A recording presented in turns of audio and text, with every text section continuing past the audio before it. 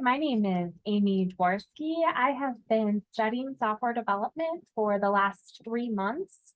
Prior to that, I had a bit of a winding career path, which included teaching and getting my master's degree in education. I can't point to any one thing that has brought me into software development. It's more like several small things. But I can say if I had interacted with anything software development related before now, it is 100% what I would have been doing all along. My application we're going to be talking about today is a personal finance planning application. Finance is a passion of mine. I think as a society, we tend to overlook it, and there's a discomfort for a lot of people in talking about personal finances. I'm the opposite. I really enjoy talking about them, and it is not limited to friends and family. I talk to acquaintances and strangers as well. So I had a lot of fun creating this app. The technologies I used for this app include MySQL Workbench for the database, as well as Python and Django for the back end.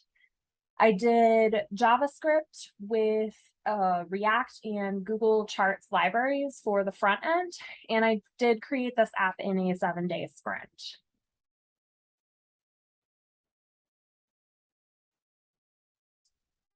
The application is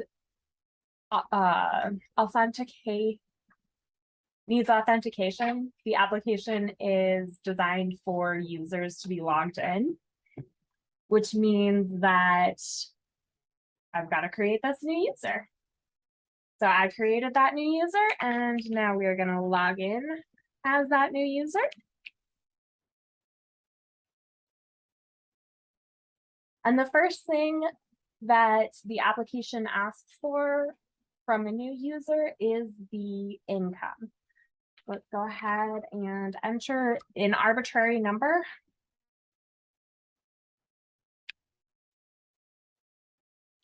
And so what this is going to do is it's going to create the income for that user, and then it's going to populate the rest of the application now that the user has an income. And so I've got that conditionally rendered in the application. Now here we can change the user's income. So let's say I've got the user income as a one-to-one relationship right now, which means one user has one income. And so that is changing the single line of data in the database. In the future, I would like to do a one-to-many, because I think it would be really beneficial to see, for a user to see their income over time. With the user's income, we can then create a budget. So each month, I have it set up where each month the user has a new budget. So that is a one-to-many relationship. So as you can see in this budget, the budget is automatically created at the click of a button. The recommended percentage is what populates this line. The categories are based on general categories that most people are going to have. Pretty much any line item that somebody is going to have can fit into one of these categories.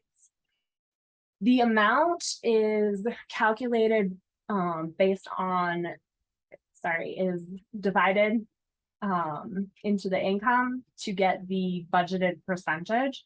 So let's go ahead and change a couple of these so we can see this line update.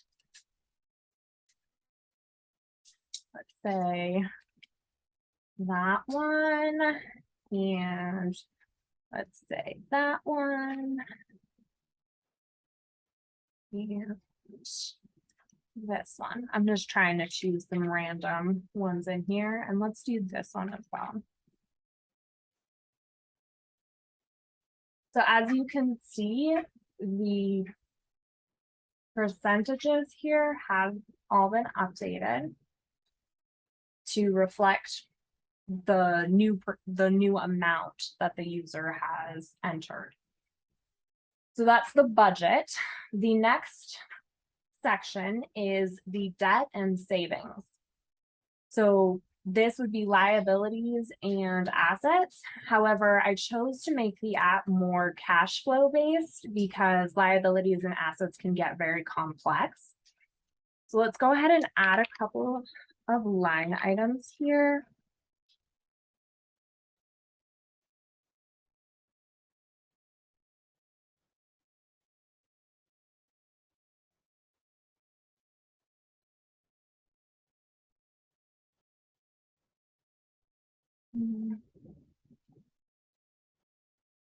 Okay, so currently we only have the debt. I'm going to go ahead and show you the next section, which is the net worth, which is net worth is typically your assets minus your liabilities. For this application, since we're doing more cash flow based, it's going to be your savings minus your debt. So as you can see, this person currently has a negative 15,500 net worth. Let's go ahead and add a couple of things that are going to bring it up. Let's do 10K for that.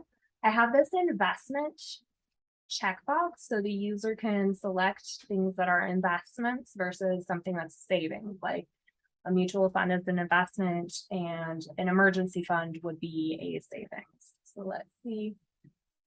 The network reflects that. Let's do an emergency fund.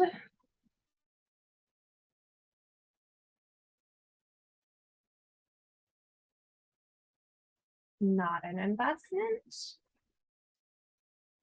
And there we go. So now this person has a positive net worth.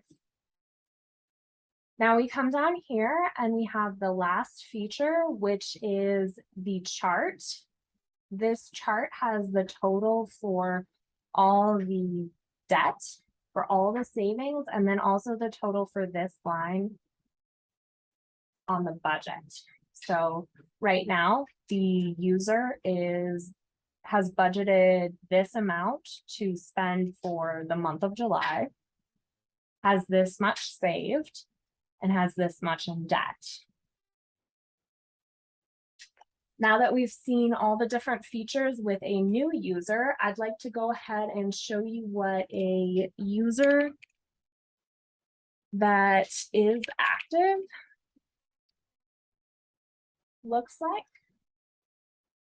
So this user I have seeded with 3 months of information. So if we scroll down here to the chart, we have May's information, we have June's, and we have July's.